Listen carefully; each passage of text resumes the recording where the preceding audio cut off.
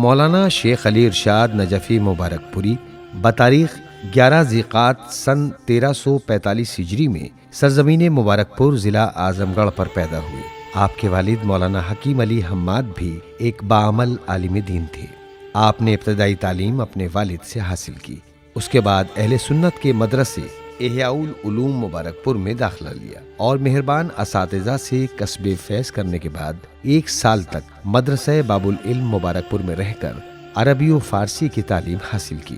مولانا موصوف نے مدرسہ ناصریہ جونپور سے سن 1942 عیسوی میں مولوی اور سن 1943 عیسوی میں عالم کی سند حاصل کی۔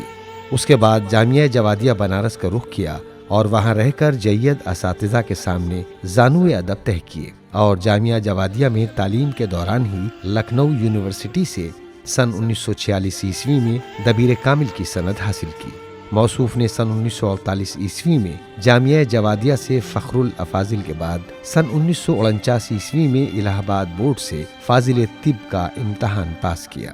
آپ کے مشہور اساتذہ میں آیت اللہ سید ظفر الحسن، سابق پرنسپل جامعہ جوادیہ بنارس، مولانا سید وسیع محمد، سابق پرنسپل جامعہ وثیقہ عربی کالج فیض آباد کے نام لیے جا سکتے ہیں۔ مولانا علی ارشاد 19 شعبان سن 1368 ہجری میں نجف اشرف کے لیے عازم سفر ہوئے۔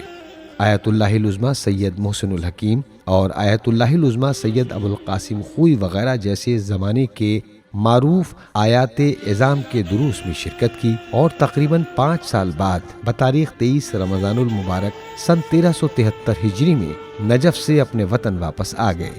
مولانا موصوف نجف اشرف سے واپسی کے بعد مبارک پور اور اس کے اطراف و اکناف میں تبلیغی سرگرمیوں میں مشغول ہو گئے۔ اسی دوران آپ کو مدرسہ وثیقہ عربی کالج فیض آباد کے نائب مدیر کی حیثیت سے منتخب کر لیا گیا۔ کچھ عرصے وہاں خدمت انجام دینے کے بعد مدرسہ باب العلم مبارک پور میں مدیر کے عہدے پر فائز ہوئے۔ آپ نے یہاں بھی اپنے فرض کو بحسن خوبی انجام دیا۔ آپ کے شاگردوں کی فہرست طویل ہے، جن میں سے مولانا محمود الحسن خان، سابق پرنسپل جامعہ ناصریہ جونپور، مولانا سید عابد حسین، بانی حوض علمیہ امام خمینی رحمۃ اللہ علیہ، وٹوا احمد آباد گجرات، مولانا تقی الحیدری، سابق پرنسپل جامعہ وثیقہ عربی کالج فیض آباد وغیرہ کے اسماء قابل ذکر ہیں۔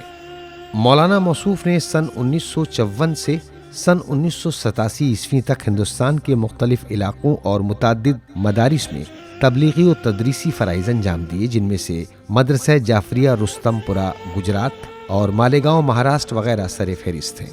آپ سن 1986 عیسوی میں اندیشہ اسلامی نامی ایران کی بین الاقوامی کانفرنس میں شرکت کی غرض سے تہران گئے تو سازمان تبلیغات اسلامی کی فرمائش پر رہبریت در حکومت اسلامی و رابطہ آنان باقوائے سیگانے کے عنوان سے ایک کتابچہ فارسی زبان میں تحریر کیا، جس کو سازمان تبلیغات نے طبع کر کے کانفرنس میں تقسیم کیا۔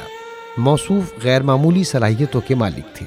آپ نے درس و تدریس اور تبلیغ کی مصروفیات کے باوجود شورۂ آفاق علماء کی متعدد کتابوں کے ترجمے کیے۔ موصوف حق گوئی میں کمال رکھتے تھے اور حق بولنے میں کسی کا خیال نہیں کرتے تھے، اسی لیے بعض لوگ حق گوئی کی بنا پر آپ سے ناراض رہتے، مگر آپ نے لوگوں کی رضا کے لیے خدا کی ناراضگی مول نہیں لی۔ مولانا نے کبھی مال و دولت کی پرواہ نہیں کی اور نہ ہی کبھی کسی سے زندگی میں پیش آنے والی مشکلات کا شکوہ کیا، بلکہ ہمیشہ اللہ کا شکر ادا کرتے رہے۔ اللہ نے آپ کو 4 نعمتوں سے نوازا جو مولانا فیروز عباس، مولانا احسان عباس، مولانا عرفان عباس اور مولانا محمد عباس کے نام سے پہچانے جاتے ہیں۔ مولانا علی ارشاد نجفی نے اپنے وطن مبارک پور میں مستقل قیام کا ارادہ کیا تو شیعہ جامع مسجد مبارک پور کی امامت جمعہ و جماعت اپنے ذمے لے لی اور اسی دوران مسجد کی تولیت جو ہمیشہ سے آپ ہی کے خانوادے سے وابستہ رہی آپ کے ذمے آ گئی۔ اس مسجد کی پرشکوہ عمارت آپ کی سعی بلیغ اور مومنین مبارک پور کے تعاون کی شاہکار ہے۔ موصوف آخری سانسوں تک شیعہ جامع مسجد مبارک پور کے امام جمعہ اور متولی رہے۔